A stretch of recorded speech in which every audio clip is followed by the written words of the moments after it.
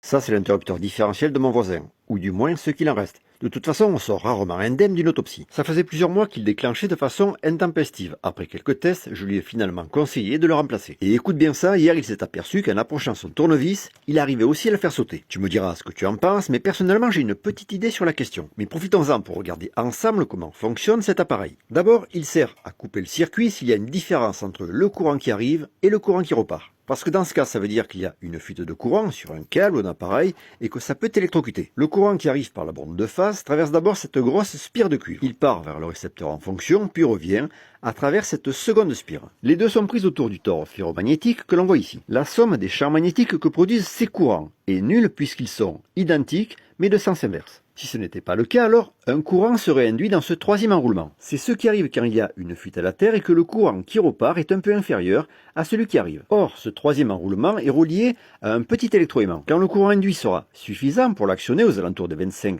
mA, alors un petit axe va sortir pour activer le déclenchement de l'appareil et couper le circuit. Et puis tiens, à ton avis, à quoi sert la résistance que l'on voit ici?